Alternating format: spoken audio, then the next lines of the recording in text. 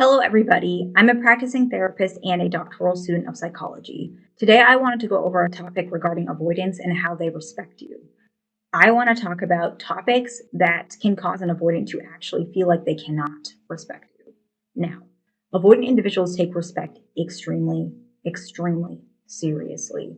Avoidant individuals tend to perceive respect as a deep correlation to love, to commitment, to security in all interpersonal relationships, but particularly romantic relationships. So, a short way of saying that is respect is more important to an avoidant than the actual feeling of love. Avoidant individuals tend to, especially dismissive avoidant individuals, believe that respect is earned and upkept, right? And that's very similar to, from a psychological standpoint, how many perceive as love. My personal perspective of love is that it is something built and it is an action over time. Some people perceive love as a feeling, and I can appreciate that. I don't necessarily accept. There are two different sides. Like there's research on both ends. We call it passionate love versus compassionate love. I think compassionate love, the one where you build together, can last longer. And typically there's research that it does. However, passionate elements can be placed into compassionate love. And so avoidant individuals perceive love typically more like that, which is a lot of what they perceive or label as respect. And respect is how avoidants also show that they love you, respect. And so you earning a avoidance love and avoidance love is very important. And they also need to earn your respect as well. But today we're going to go over some perspectives of how they might perceive respect is diminishing due to these behaviors.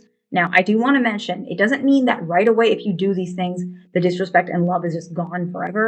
No, some of these take time to erode, but it is important to recognize that avoidant individuals are definitely more likely to cut things off more quickly. And so that's why I think this video is very important, because you want to make sure that you're not adding unnecessary negativity into a relationship that you want to work. Okay. So the very first one is you punish their own disrespect or lack of accountability or affection or attention towards you instead of communicate it to them. Okay. Now, an example, which I bring up a lot, but I really think it's important because I still feel like people do not understand. If you're pulling away with the intention of making your partner realize they hurt you, right? Matching their energy. Okay. They're only texting me this amount of time. I'm going to text this amount of time. This is a game before we would call it like tit for tat in like psychology, like conflict, social psychology. And tit for tat is not it's actually a really unhealthy dynamic. Unfortunately, a lot of people spin it and turn it into this new thing called matching energy, which is almost literally tit for tat, and they're just painting it into something nice or whatever. I understand if there's another perspective. I think there are a lot of different ways about matching energy and detaching, which I've made a video on. There are some healthy versions of it, but in general, the general consensus is that you match the person's energy, which means you're becoming hyper aware of what they're doing. And so this, from an avoidance perspective, can be perceived as punishment. An avoidant individual is not doing this because you act like it, that for them, it's not punishment. That's how they behave. It's almost like, okay, if an anxious person gets mad really easily from an avoidance perspective, I'm not saying you guys actually do, but an avoidant perceives you guys as getting mad really easily or sensitive, right? Or too much. And I'm not saying that this is what you guys are, but that's their perception. So then how would that make anybody feel, or you feel, if they started acting over the top and being very emotional and dramatic simply because you do that? So they're saying, I'm going to match your energy then. How would you feel, right? You would feel like, oh, wow, that's disrespectful. I don't mean it like this. It's my wound. Like, just tell me what I'm doing. Don't do it to match energy because you're upset that I'm doing something. Just tell me, right? That could come across pretty rude. And I'm not saying you guys mean it like that, but I'm saying be careful with why you're doing certain things. So if you're punishing or pulling away simply to make your partner realize what they're doing, that's disrespectful. Now, if you're doing it because you're trying to respect them, oh, I know my partner needs space, let me back off. That's different. That's very respectful. That's very kind. It's about the intention, okay? I hope that made sense. The next one is ultimatums. A lot of avoidants do not like ultimatums. It does not really work well. if you give an ultimatum, they're typically going to take it as, okay, this person is really unhappy. I'm going to leave. I'm too much for them. I'm taking away their happiness. I'm not treating them well.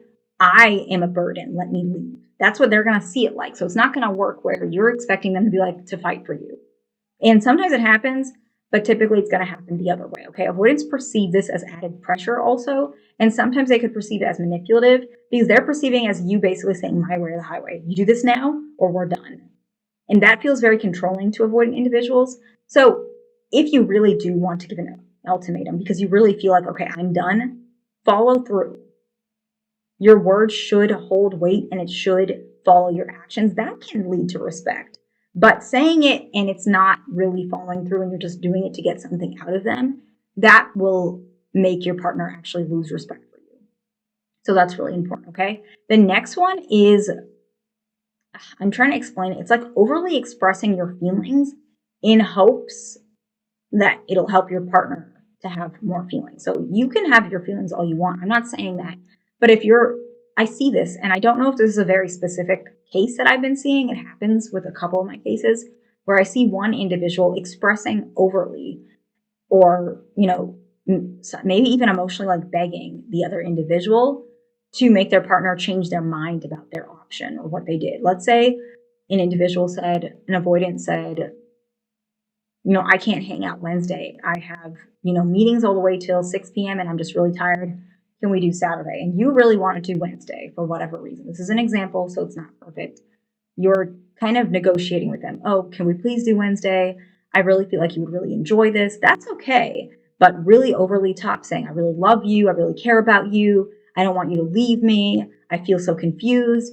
That can feel like you're putting pressure on them to respond to the emotion. And it's not your fault.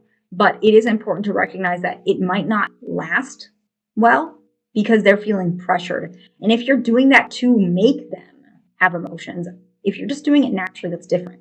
But if you're doing it to actually make them respond back to you because you feel like if you're putting on that little bit of pressure, they're going to feel pressured as well, they might start losing respect for you because they might feel like they're being manipulated, okay? And the very last one, this one is not really about manipulation truly at all. But this is just something I see that happens, okay? And by the way, if you do any of these things, it's not the end of the world. Just if you want to adjust it, adjust it. If not, it's okay.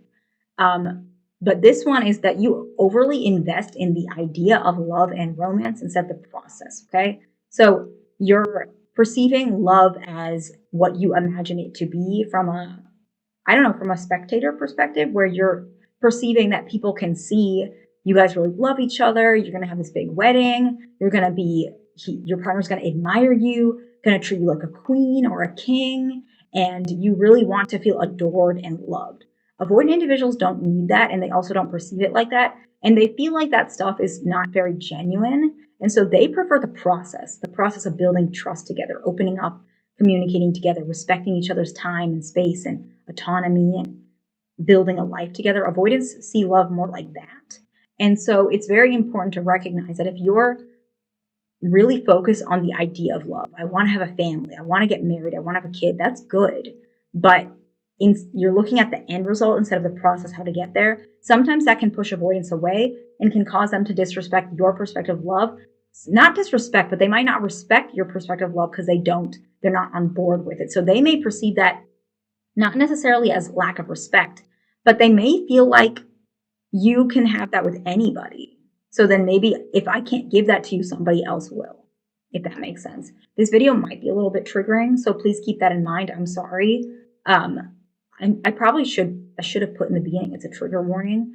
But please like, subscribe, and I'll see you in the next one.